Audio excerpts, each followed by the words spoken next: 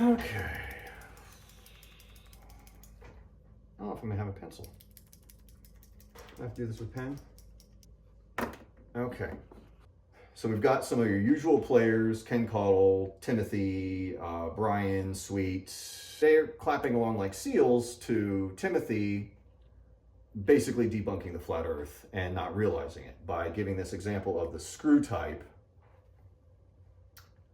pressurized container with a person who is applying the force to screw down the plunger through the threads in the container, and thus creating a situation where if we take PV equals nRT, so we want to do ideal gas law, that's fine. Let's set nRT to 1. We're just going to say it's the same number of molecules that we're dealing with. There's a constant, there's temperature. Temperature is going to be not that important to this, is because nobody should disagree that what we saw with the gauges is when the pressure was inversely proportional to volume and volume inversely proportional to pressure. So when the pressure was down, the volume was up. When the pressure was up, the volume was down. Anybody disagree with that? So let's see how we actually apply two hypotheses, right? So let's take the flat earth paradigm and apply. Never mind containers right now, container, no container. Good. And you can't use that as an example. Let's see what happens when you take a surface, and we're not saying whether the surface is flat or curved yet. We can tail off the ends later. Locally flat, or is it globally flat? We shall find out. So let's say we have a surface where the pressure is highest. I think we agree. Measured, the actual measured pressure on Earth. We've actually completed these experiments separately. Pressure up, volume down. Highest pressure is near the surface of the Earth. And for the example, the pressure increases as the volume decreases. Yes, we all agree? Well, what happens when you get to an altitude? Well, I think from experimental data of altitude, and you got Brian. Climbing a hill is the start of the journey, bud. You can climb up a hill, an airplane. What do you want to do? We all agree.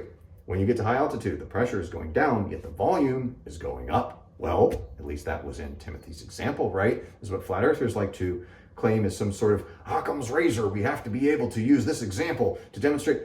Oh, but wait a second. What happens if you apply the curved dome with a Polaris at the center of it?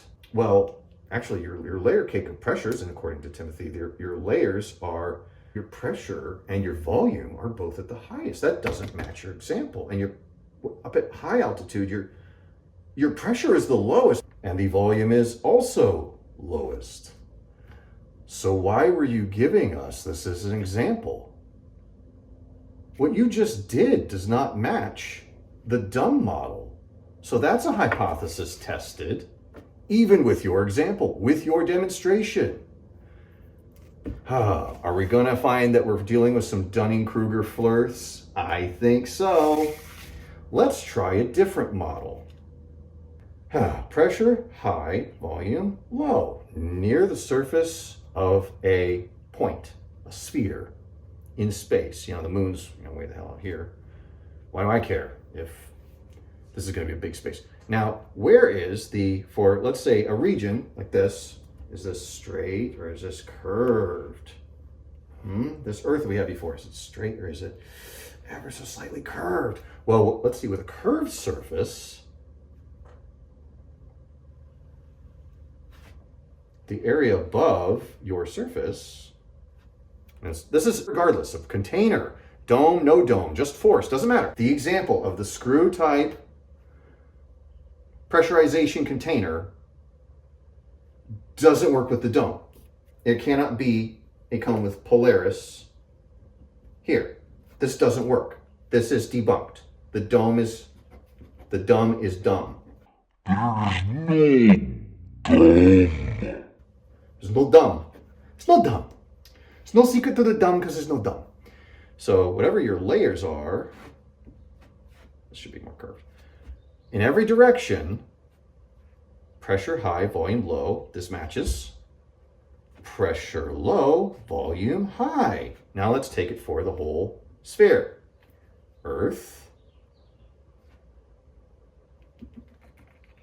Dome or no dome, doesn't even matter.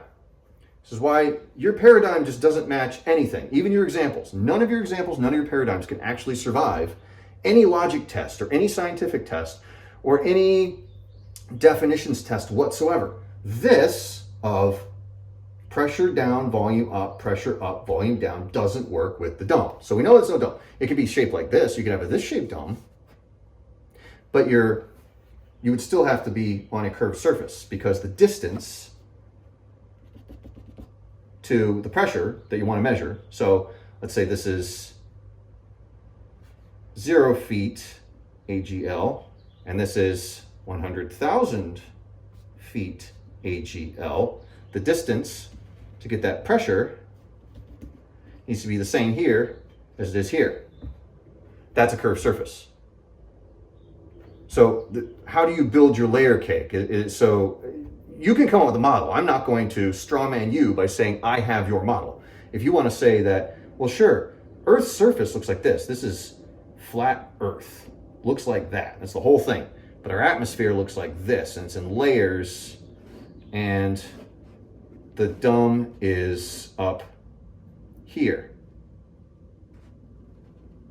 This is the dome. Like at some layer, it just becomes, so this would follow the model of pressure up, volume down, and this would follow the model of pressure down, volume up. So you could have a weird shaped this, and never mind the Earth, but you could have this, you could have this, but you can't have this. This, your example, Timothy, doesn't match the dome.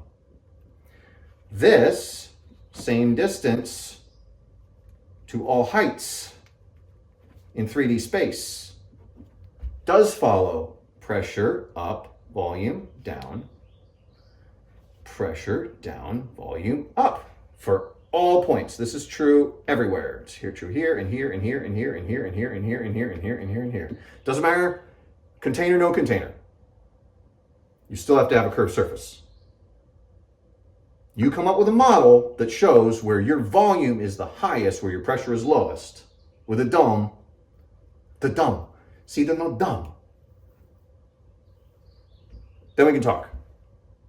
But your example does not support this layer cake of different regions of pressure.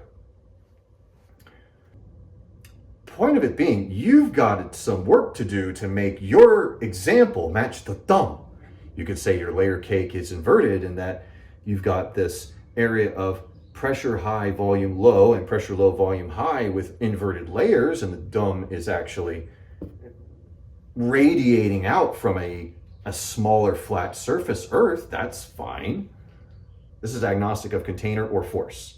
Your example says that thermodynamically, according to ideal gas law, you want the pressure to be highest when the volume is lowest, which we find in your example and on the globe, and you want the pressure to be lowest and the volume the highest, for your example, which also works on a globe, but it doesn't work on flat Earth. Not with the dome. There's no dome coming down and touching anything. You need a smallest volume nearest the Earth. That's true on a sphere. This area smaller than this area. Debunked!